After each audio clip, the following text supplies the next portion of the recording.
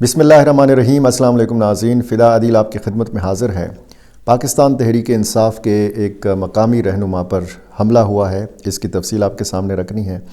اور افغانستان کے شمالی صوبوں میں حالات ٹھیک نہیں ہیں۔ بدخشاں اور تخار صوبوں میں گزشتہ کئی دنوں سے بلکہ کئی ہفتوں سے ہم دیکھ رہے ہیں بدخشاں کے حوالے سے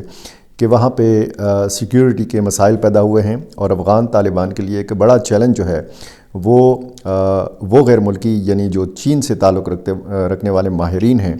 یا جو کمپنیاں ہیں ان کا تحفظ ایک بہت بڑا چیلنج بن گیا ہے۔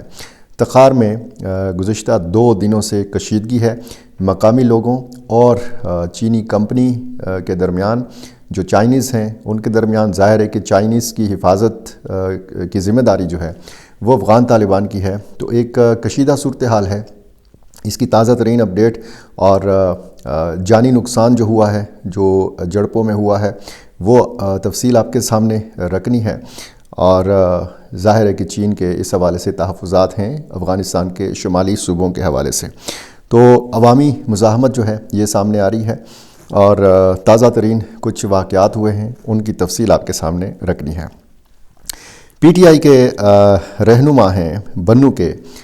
فداء اللہ وزیر، ان پر حملہ ہوا ہے۔ بتایا گیا ہے کہ یہ سابق تحصیل ناظم ہیں تحصیل ڈومیل کے سابق ناظم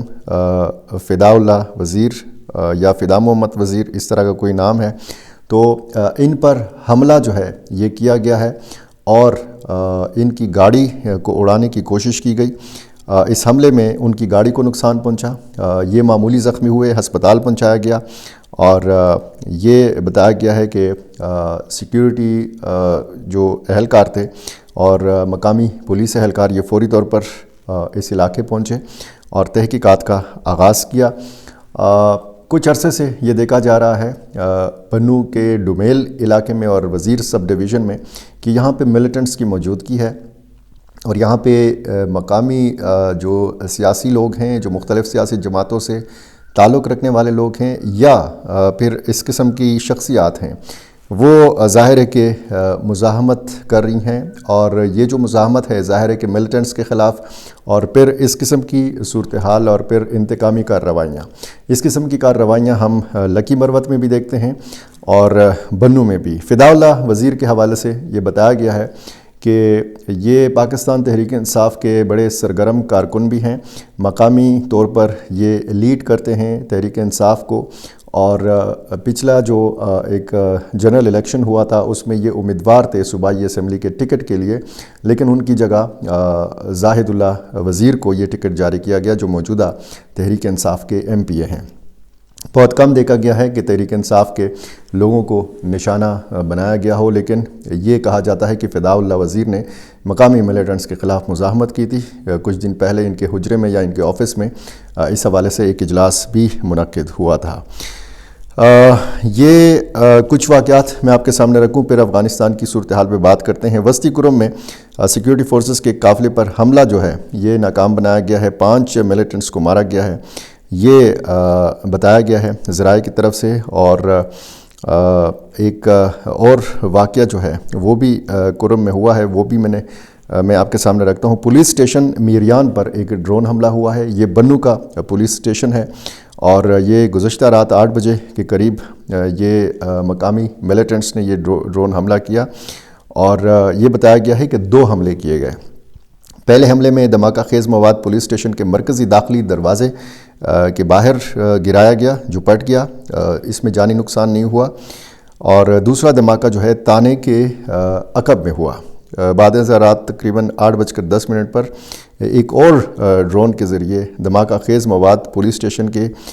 قریب خاندان خان کی ملکیت ایک شہری کے مکان پر گرایا گیا،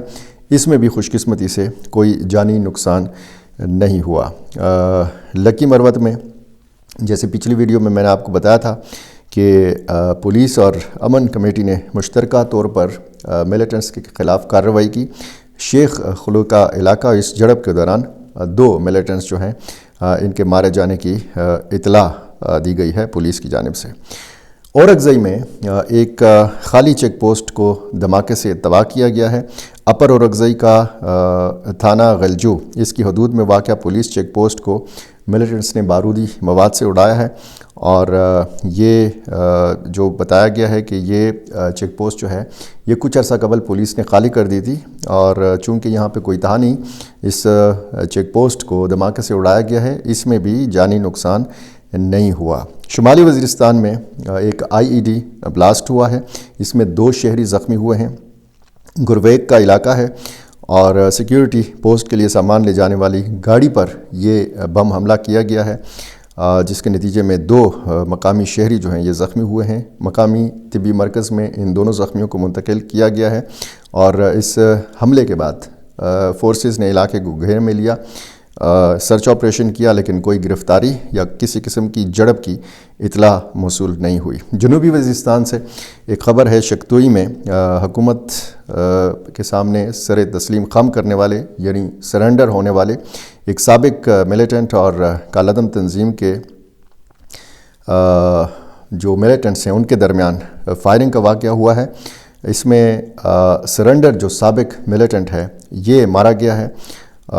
یہ جب بھی اس طرح کی صورتحال ہوتی ہے تو پھر ظاہر ہے کہ یہ جو بغاوت کر دیتے ہیں، جب وہ تنظیم چھوڑ دیتے ہیں، حکومت کے سامنے سرنڈر کر جاتے ہیں، تو پھر ان سے انتقام بھی لیا جاتا ہے۔ یہ جو سابق ملیٹنٹ ہے یہ سینئر کمانڈرز میں ان کا شمار ہوتا تھا۔ شاہ حسین تیوانی عرف سلینڈر، اس کو مقامی زبان میں پھر سلینڈر کہا جاتا ہے، جو سرنڈر ہو جاتا ہے، تو یہ اس واقعے میں مارا گیا ہے۔ لکی مروت جنوبی ضلع ہے خیبر پختونخوا کا، یہاں سے مسلسل افسوسناک واقعات جو ہیں یہ رپورٹ ہو رہے ہیں۔ پولیس چوکی شاطور پر ملیٹنٹس کا حملہ پسپا کیا گیا ہے، 2 ملیٹنٹس مارے گئے ہیں، اور پولیس کے مطابق یہ جو 2 ملیٹنٹس مارے گئے ہیں ان میں ایک کے بارے میں بتایا گیا ہے کہ یہ غیر مسلم تھا۔ اب اس کی تفصیل ابھی آنی ہے، اور ظاہر ہے کہ جو صورتحال اس وقت خیبر پختونخوا میں ہے امن و امان کی صورتحال کے حوالے سے، تو وہ ظاہر ہے کہ زیادہ تشویشناک خبریں جو ہیں یہ خیبر پختونخوا سے ہی موصول ہوتی ہیں۔ افغان حکومت نے ایک اعلیٰ سطحی وفد بھیجا ہے تخار صوبے میں، اور تخار صوبے میں جو ہمایون افغان ایک ترجمان ہیں وزارت پیٹرولیم اور مائنز کے، انہوں نے بتایا ہے کہ یہ وفد جو گیا ہے تخار یہ تحقیقات کرے گا ان واقعات کی کہ جن واقعات میں جانی نقصان ہوا ہے۔ اب یہ بتایا گیا ہے کہ یہاں پہ سونے کے کان ہیں، یہ سونے کی کانیں جو ہیں یہ بدخشاں اور اس طرف تاجکستان کی سائڈ پہ، اور بدخشاں اور تاجکستان کے بیچ میں فائرنگ کے واقعات ہوئے ہیں۔ پچھلے دنوں 2 واقعات میں 5 چینی شہریوں کو مارا گیا۔ یہ جو تخار صوبہ ہے یہ بھی شمالی صوبہ ہے، بدخشاں کے ساتھ لگتا ہے، اور یہاں پر بھی اسی قسم کی صورتحال پیدا ہوئی ہے، سونے کی کانوں پر جھگڑا ہے، اور مقامی لوگ اس میں